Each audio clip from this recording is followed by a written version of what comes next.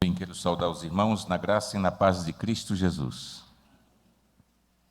No ato de edificação, irmãos, nós temos o texto de Epístola de Paulo aos Romanos, capítulo 15, versículo 4. Eu convido a igreja para ler comigo esse versículo. Pois tudo o que dantes foi escrito para nosso ensino, foi escrito para que, pela paciência e consolação das Escrituras, tenhamos esperança. Glória a Deus. Quero lhes convidar agora a abrirem suas Bíblias no texto do livro do profeta Miqueias,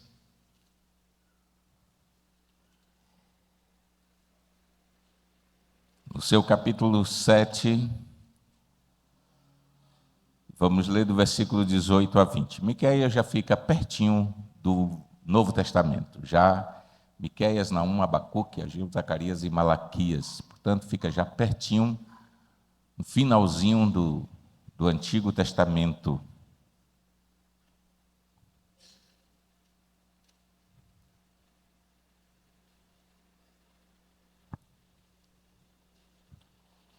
Miqueias, capítulo 7, do versículo 18 até o versículo 20, assim nos diz a palavra de Deus.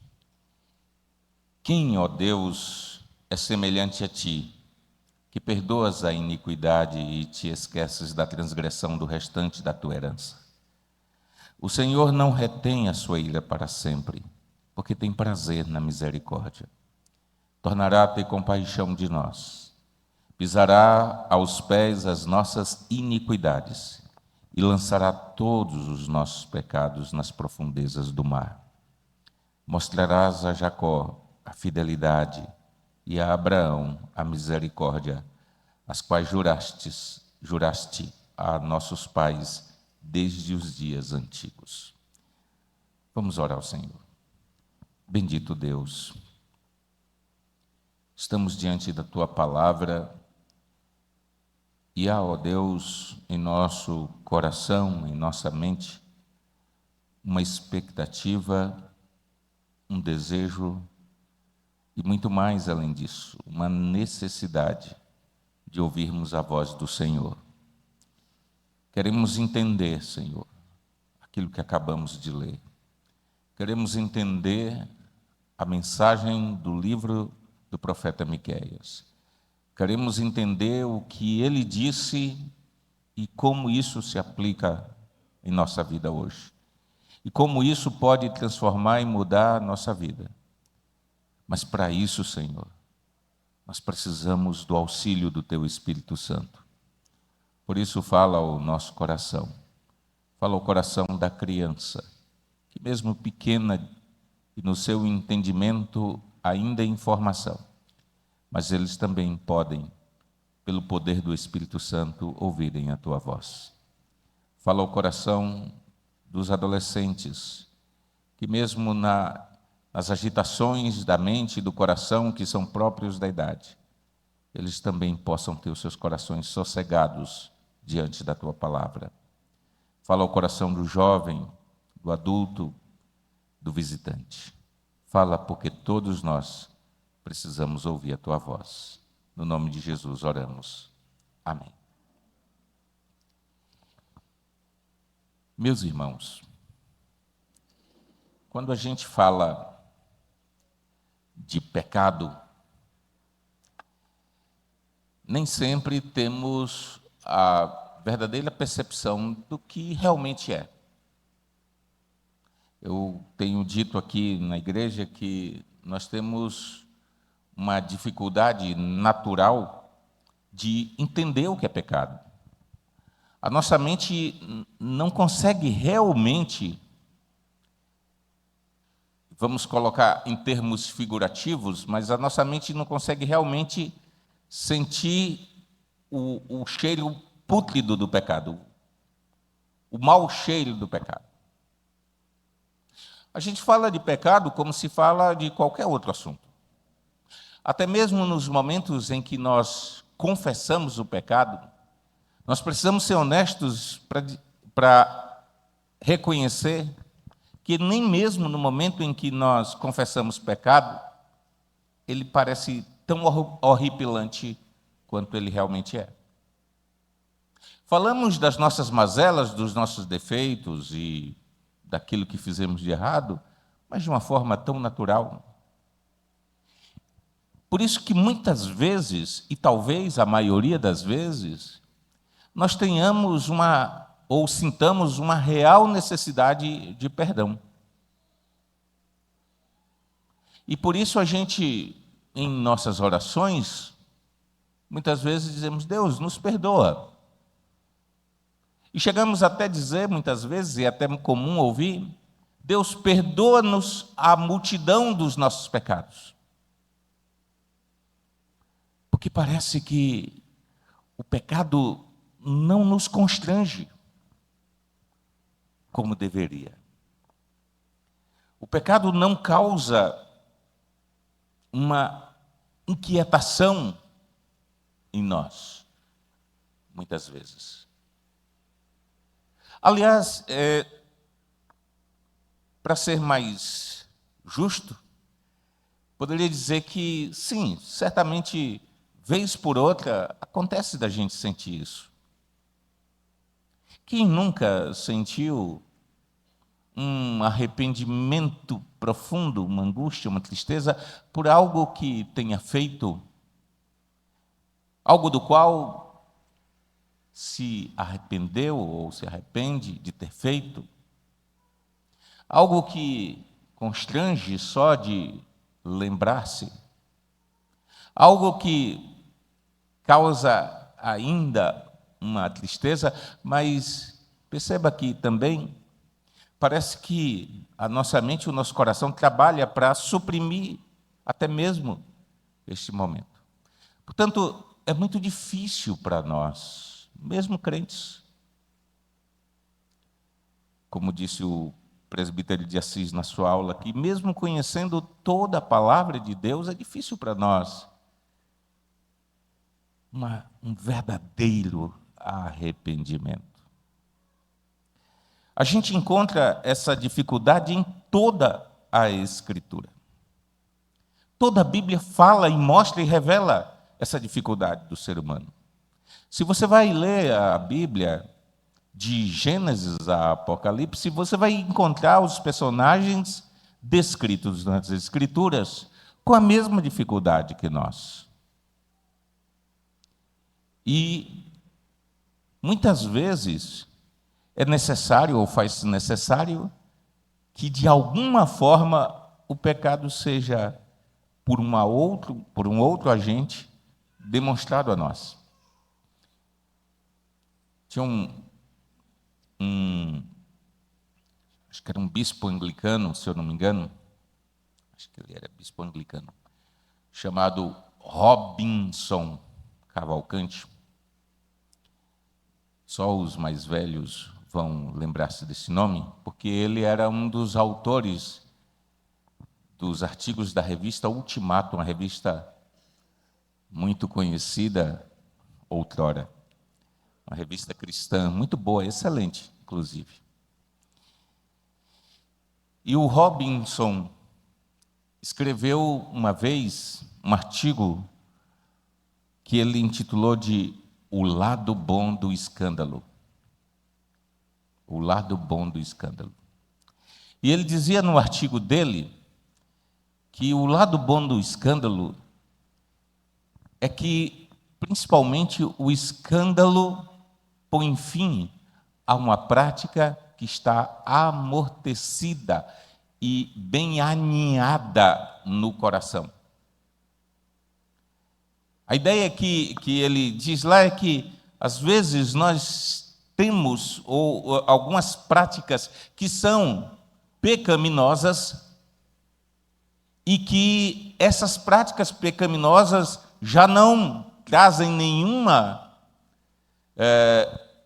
nenhum resultado, não produz nenhum alerta no nosso coração. E até que alguém chegue e diga: Isso é pecado. E aí ele lembra no seu artigo, cita como exemplo disso o caso de Davi com Batseba. Observe que Davi, naquele momento em que ele está em franca execução de toda a tragédia pecaminosa, sem, no entanto, sentir-se afetado por aquilo. Ele deseja Batseba, possui Batseba, trama uma sórdida história para o esposo de Batseba a fim de ocultar o seu pecado, e culmina com o assassinato do seu amigo Urias. Mas ele só consegue perceber de verdade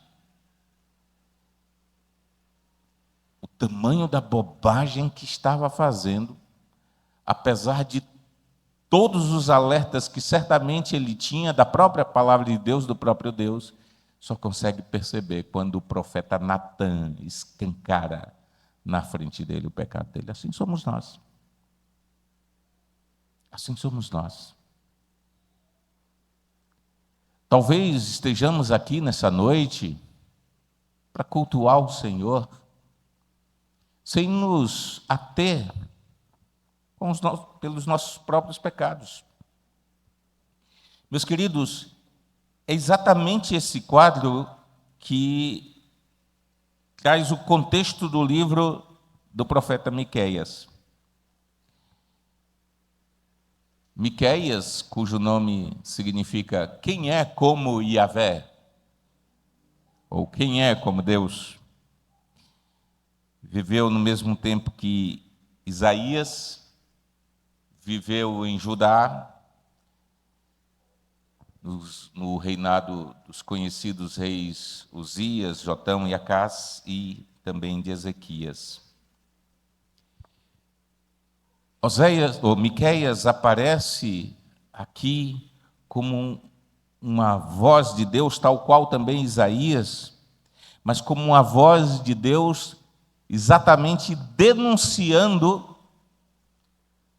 o pecado no meio do torpor espiritual, no meio da dormência espiritual. As pessoas estavam em prática disseminada do pecado em todas as áreas da nação, no entanto, sem perceber. Então, no seu livro, Miqueias destaca as pessoas dos nobres, dos sacerdotes, os pastores da época, os governantes civis, e ainda fala de falsos profetas que estavam ali,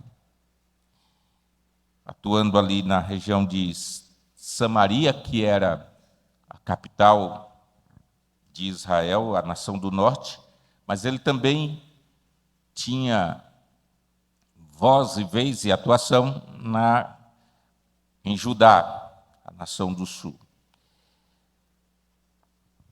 Entre os pecados que Miqueias denunciou estão a idolatria.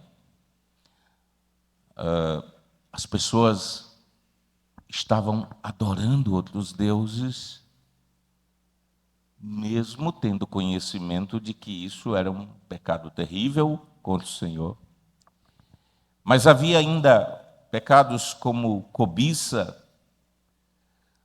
Ele denuncia que os nobres, quando desejavam um campo, não importava de quem era, simplesmente ia lá e tomava.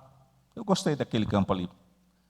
Tira todo mundo de lá ou mata todo mundo e traz para mim.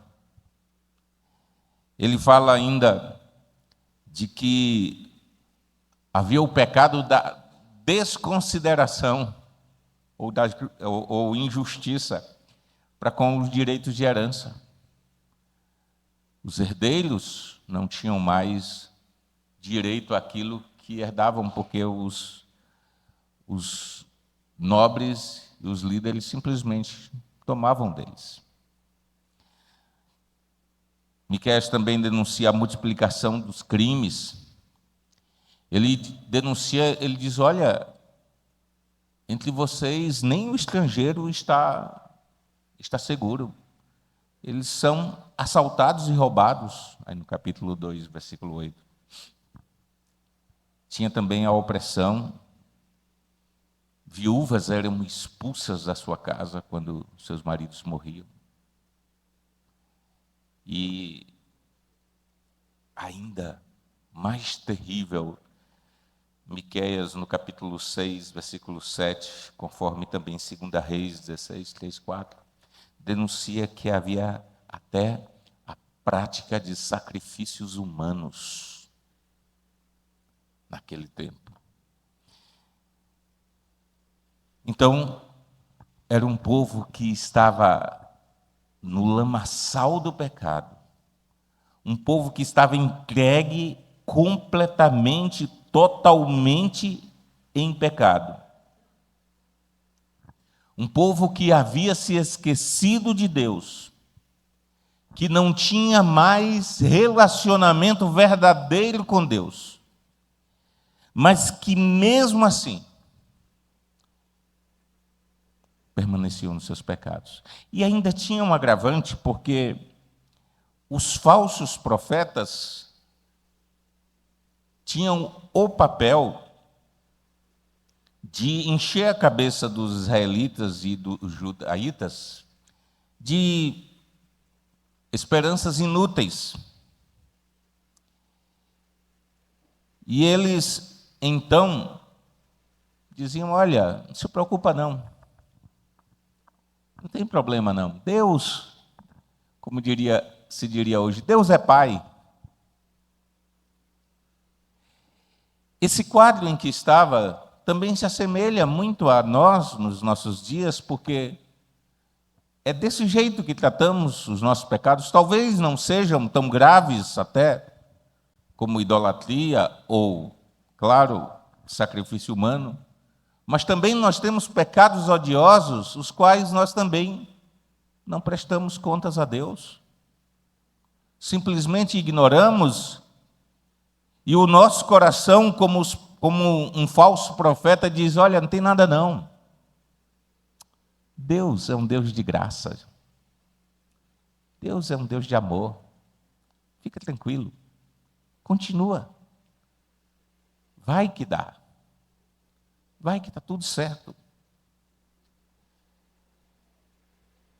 Mas Miqueias então aparece para dizer para aquelas pessoas que esse tipo de esperança que eles tinham, esse tipo de tranquilidade que eles tinham, não vinha de Deus. E que Deus estava irado com o seu povo. E são várias sentenças onde ele diz: Deus vai destruir vocês. Deus vai esmagar vocês. Deus vai arrancar vocês de onde estão. Aquilo que vocês acham, em toda a segurança que vocês têm, vai fugir. A luz que vocês pensam na luz que vocês pensam estar andando, e que na verdade são trevas, serão verdadeiramente trevas para vocês. A pregação de Amós, de Oséias, de Isaías, contemporâneos de Miqueias, é sumariada na famosa declaração de Miqueias 6:8. Deus havia dito para eles: Ele te declarou, ó homem, o que é bom, e que é o que o Senhor pede de ti. E o que é que o Senhor pede de ti? Senão que pratiques a justiça, ames a misericórdia e andes humildemente com o teu Deus. E era exatamente isso que o povo não fazia. Amós era o profeta da justiça. Oséias falava sobre a infalível misericórdia de Deus. Isaías invocava o povo judeu para cultivar comunhão com Yahvé. E Miqueias, por sua vez, conclamava o povo para executar esses 3 deveres. Mas então, no livro de Miqueias, o capítulo 1 e ao capítulo 3, o profeta escancara o pecado do povo. No capítulo 4 de Miqueias, ele vai mostrar a intenção de Deus em relação aos gentios.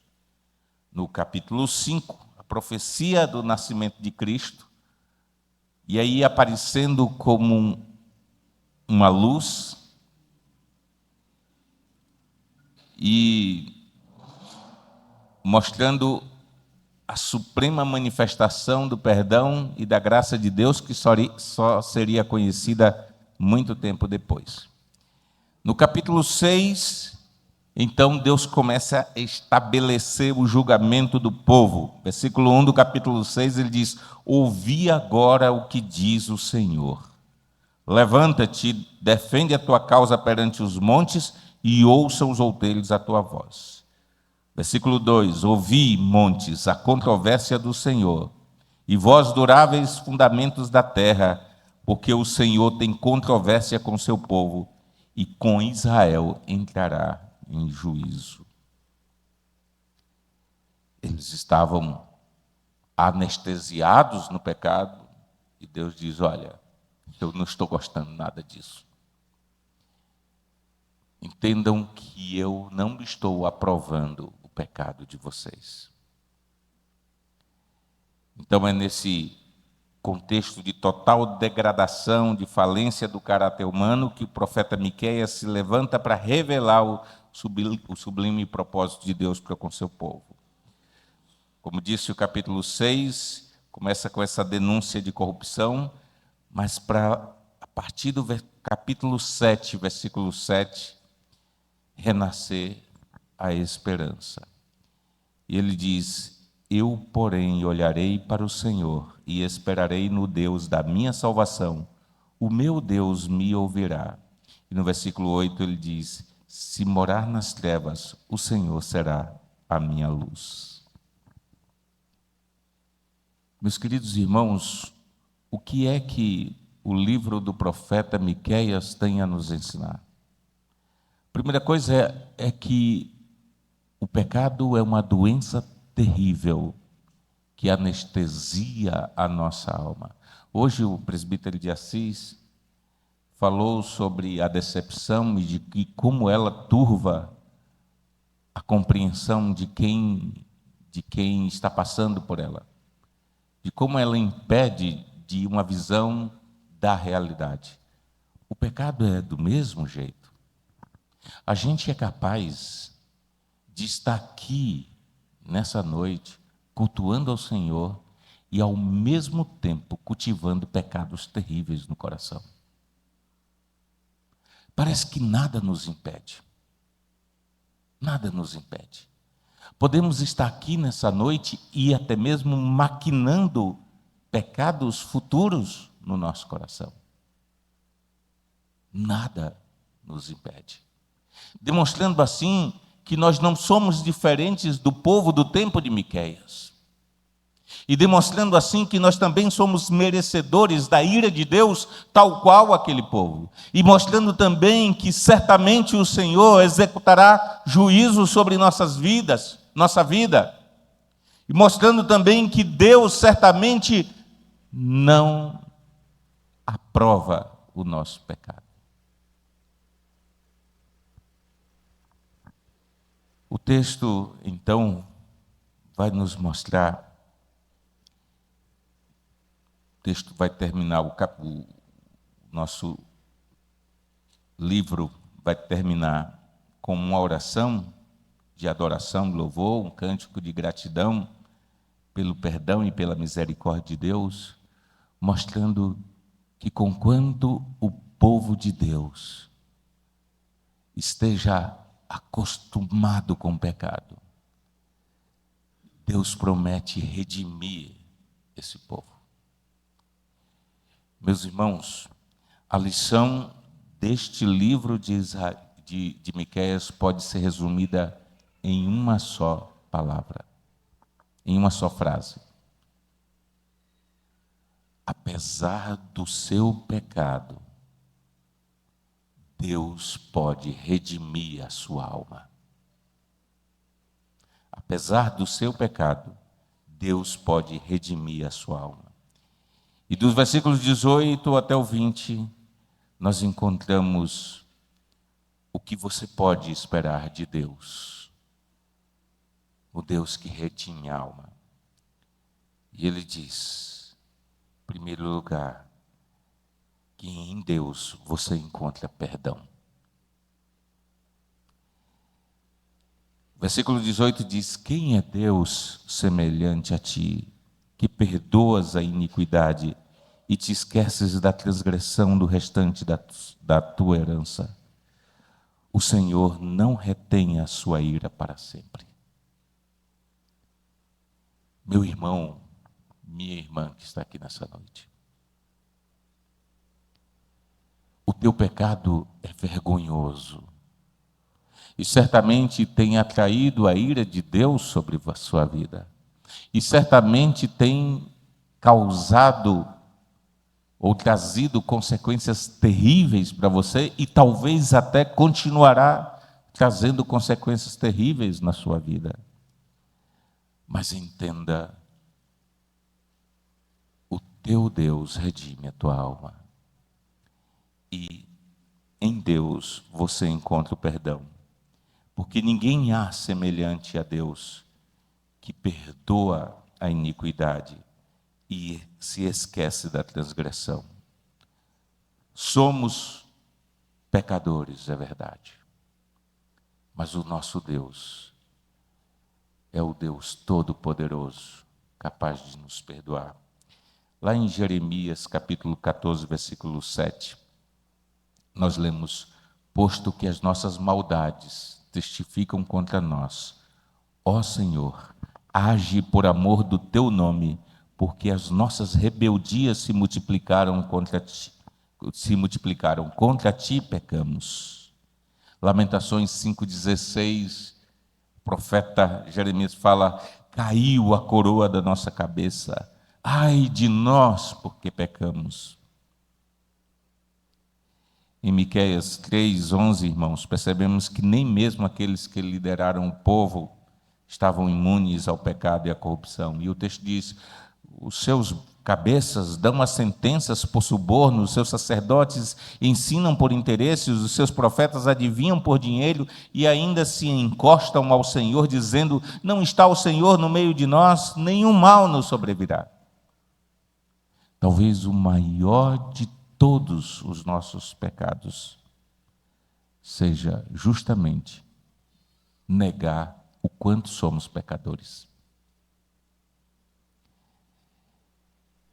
No culto moderno, a ordem é afastar-se dos sentimentos negativos, das humilhações. Ninguém quer ser humilhado, ninguém quer palavras duras, ninguém quer ter o pecado escancarado, ninguém quer ter o pecado revelado, ninguém quer passar pelo dissabor de ter a sua intimidade pecaminosa revelada.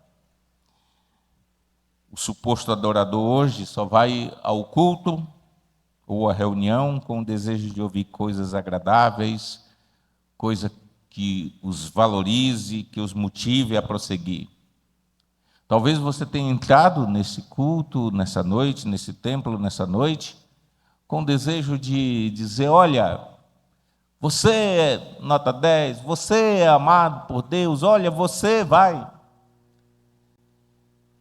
Nós temos o exemplo de Israel, quando preferiu confiar no poder militar do Egito e fez aliança com o Egito para fugir de um outro exército. Ele optou a confiança no Egito a confiar em Deus. Mas ao ter sistematicamente seus pecados denunciados pelo profeta Isaías, contemporâneo aqui de Miqueias, eles então foram até o profeta e pediram ao profeta para não mais falar verdades dolorosas. Olha, não fale. Não fale das coisas que eu faço. Ou não venha para cá dizer que Deus reprova o que eu faço ou o que eu fiz. Em Isaías 30, versículos 8 a 11, diz assim: Vai, pois, Deus falando a Isaías, vai, pois, escreve isso numa tabuinha perante eles, escreve-o no livro, para que fique registrado para os dias vindouros, para sempre, perpetuamente. Porque povo rebelde é este, filhos mentirosos, filhos que não querem ouvir a lei do Senhor. Eles dizem aos videntes: não tenhais visões, e aos profetas: não profetizeis para nós o que é reto. Dizei-nos coisas aprazíveis, profetizai-nos ilusões, desviai-vos do caminho, apartai-vos da vereda, não nos faleis mais do Santo de Israel.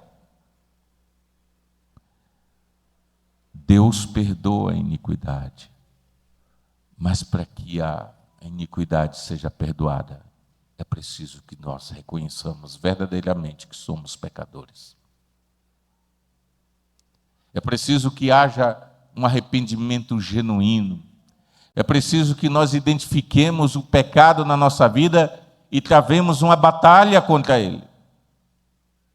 Porque não dá para dizer que estamos arrependidos quando estamos, ao mesmo tempo, vivendo no pecado. É uma mentira da alma e do coração. E Deus se agrada da sinceridade no íntimo, diz o salmista. Como obter o perdão de Deus se o meu prazer está todo no meu pecado? Se o meu prazer não está na lei do Senhor? Se o meu prazer não está em Deus? Se eu não temo a Deus, assim como o povo de Israel? Sim, meus irmãos, o texto então diz que ninguém há como o Senhor, porque Ele perdoa a iniquidade e se esquece da transgressão do restante da herança do Senhor, e o Senhor não retém para sempre a sua ira.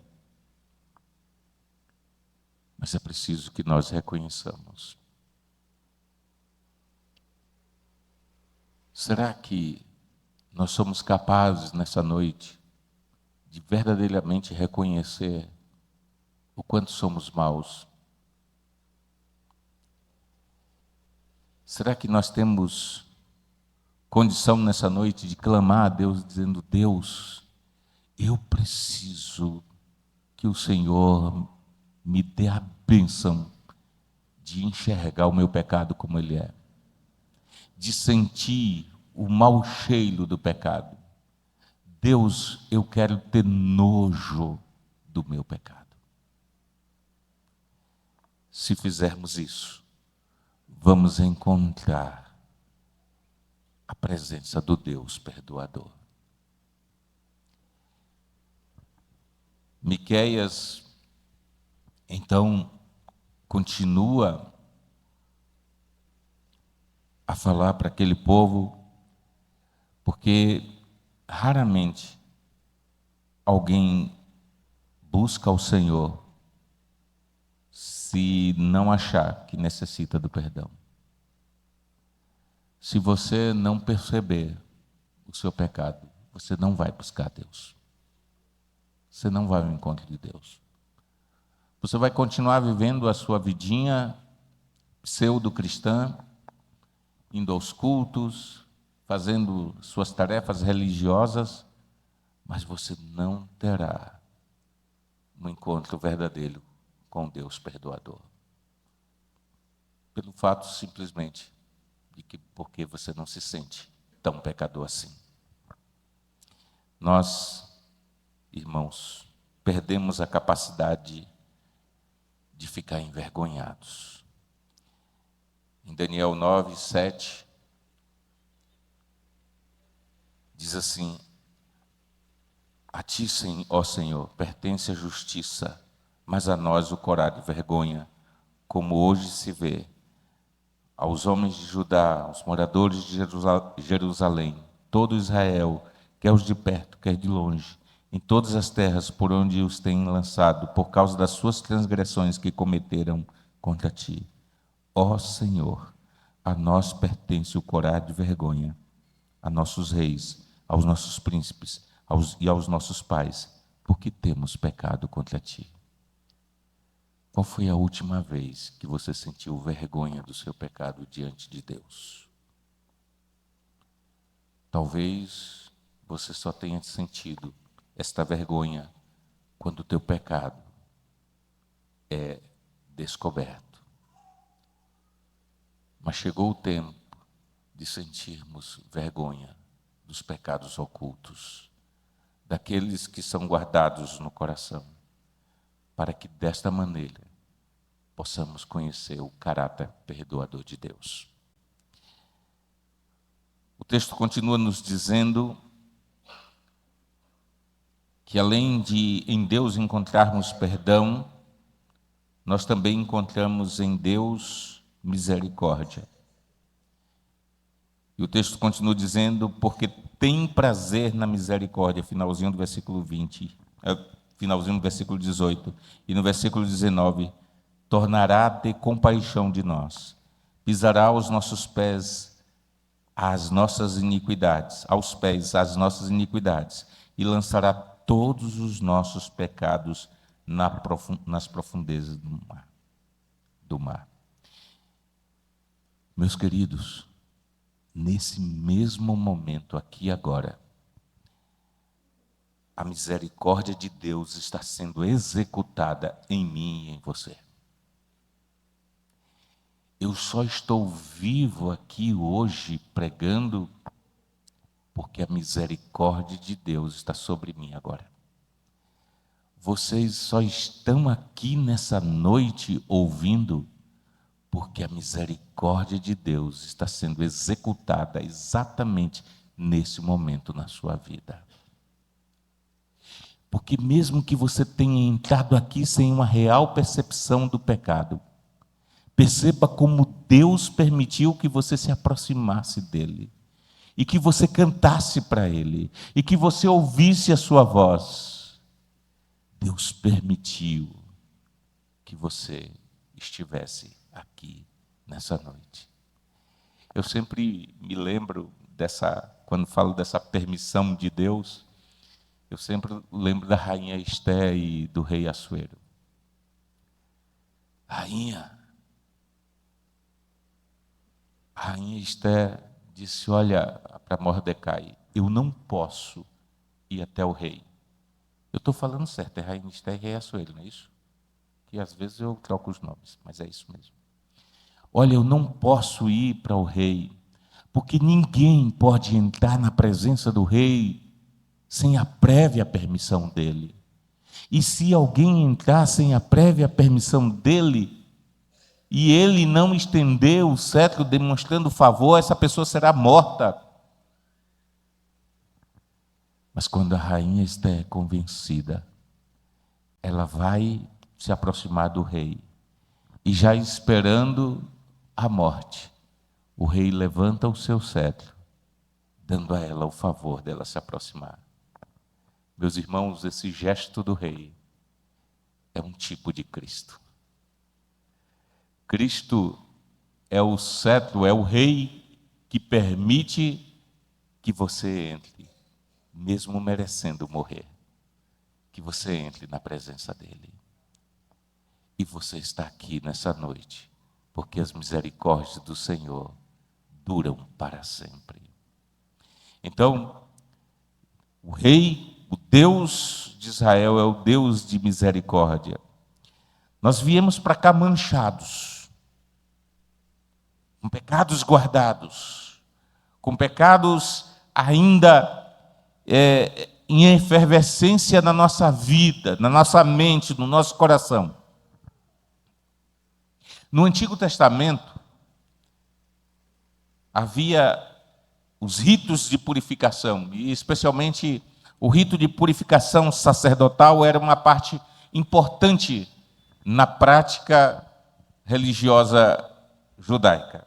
Os sacerdotes, que eram ali os descendentes de Arão, tinham que se submeter a um processo de purificação antes de realizarem os seus deveres sagrados no tabernáculo ou no templo. Nós estamos lendo o livro de Levíticos, acho que é Levítico, lemos Levítico, e ali é interessante quando Deus coloca as regras, e ele dizia, olha, qualquer pessoa que chegar aqui indevidamente vai morrer. Só tais e tais e tais pessoas podem morrer. E, no caso da purificação sacerdotal, eles precisavam de algumas coisas. Entre elas, tomar um banho de purificação. Então, antes de entrar no tabernáculo ou no templo para realizar as funções sacerdotais, o sacerdote tinha que se lavar com água. Este banho era um banho ritual, era uma forma de simbolizar a purificação espiritual e a remoção das impurezas. Ele também tinha que se vestir com vestes sacerdotais. Os sacerdotes se vestiam com roupas especiais durante esse serviço. Essas vestes eram feitas com materiais que eram designados pelo próprio Deus. Até Tina estava falando, comentando quando a gente estava lendo, ela disse, mas Deus dizia até a cor que deveria ser usada as peças. E sim, então Deus dizia o que era. Em alguns casos, o sacerdote tinha que oferecer sacrifício pelos seus próprios pecados, antes de clamar a Deus pelos pecados do povo. Tinha ainda o incenso e ainda a observância dos mandamentos que precisava ter presente. Tudo isso, irmãos, era para que aquelas pessoas pudessem se aproximar de Deus para adorar como nós fazemos hoje. E nós? Quem de nós, antes de sair de casa, se purificou para ver? Qual de nós se preparou realmente para estar na presença do Senhor? Qual de nós percebeu ou entendeu a gravidade de se estar na presença do Deus real, vivo e verdadeiro? O máximo que fazemos é nos trajar bem. As mulheres se maqueiam, se vestem, os homens se vestem adequadamente, pegam as suas Bíblias e vêm. Mas quanto disso é purificação de alma para estar na presença do Senhor? Se fosse no tempo do Antigo Testamento, todos nós estaríamos mortos agora. Porque Deus não aceitaria que entrássemos na sua presença sem antes nos purificar. O Salmo 79, versículo 8 diz, numa oração a Deus, não recordes contra nós as iniquidades dos nossos pais. Apressem-se o nosso encontro às tuas misericórdias, pois estamos sobremodo abatidos. Miqueias então demonstra ao povo que eles estão em pecado contumaz, o tempo todo, ofendendo ao Senhor. Mas Deus é misericordioso. No capítulo 4 de Miqueias, no versículo 6, Deus expressa a sua misericórdia até para com os gentios. E ele diz, naquele dia, diz o Senhor, congregarei os que cocheiam e recolherei os que foram expulsos e os que eu afligira. Ele está falando de nós. Por isso que você vai encontrar no capítulo 5, versículo 2, o texto falando sobre Jesus. E tu, Belém Efrata, pequena demais para figurar como grupo de milhares de Judá, de ti me sairá o que há de reinar em Israel, e cujas origens são desde os tempos antigos, desde os dias da eternidade. O Senhor está falando que vai visitar o seu povo com misericórdia, e é isso que Ele está fazendo aqui agora. Essa profecia está sendo cumprida em nós aqui. Deus é um Deus de misericórdia. As misericórdias do Senhor, diz Lamentações 3:22, são a causa de não sermos consumidos, porque as suas misericórdias não têm fim. Mas, meus irmãos, precisamos nos lembrar também o que diz Provérbios, capítulo 28, versículo 13. E diz, o que encobre as suas transgressões, jamais prosperará, mas o que as confessa e deixa alcançará a misericórdia.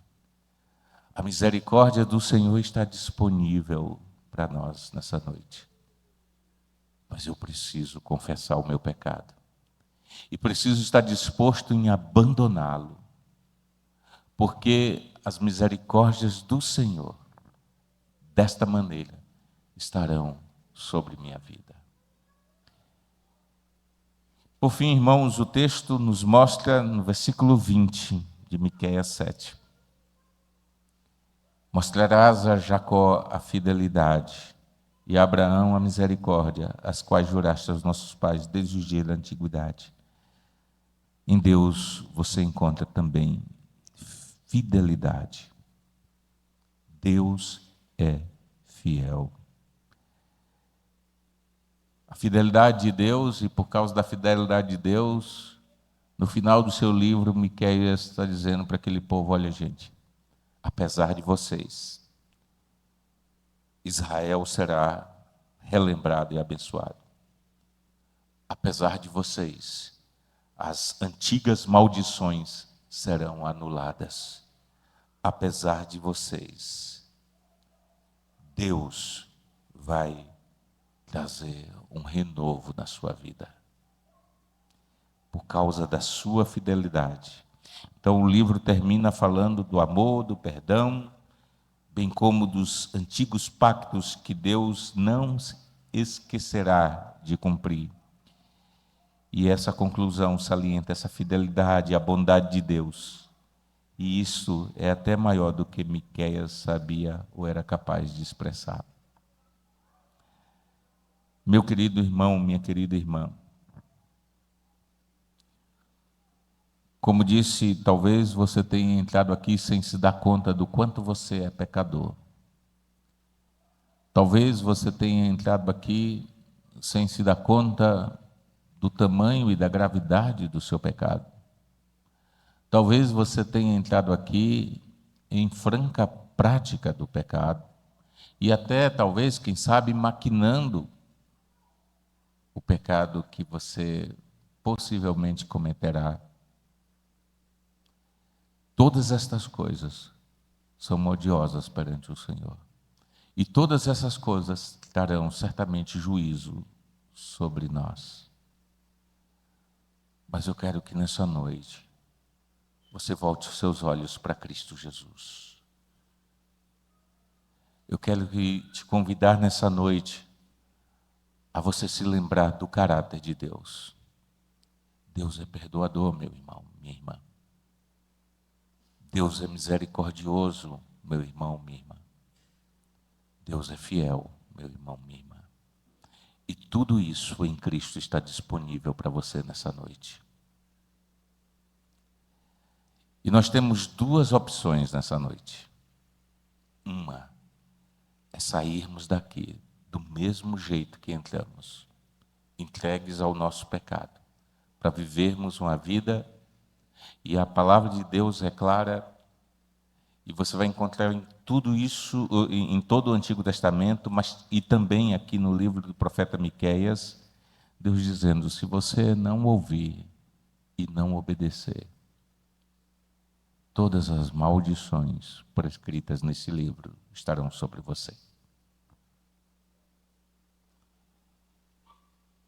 Josué disse: olha, escolha hoje a quem você vai servir. Diante de vocês está a bênção e a maldição. O que você escolhe? E aí ele diz: escolhei, pois, a bênção, para que vivais.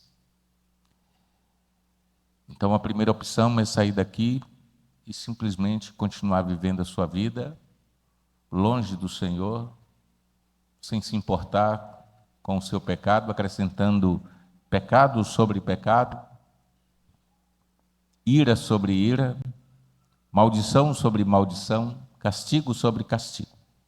E a outra opção é, sinceramente, se render ao Senhor nessa noite e clamar a Deus pelo perdão, pela misericórdia, por causa da fidelidade dele.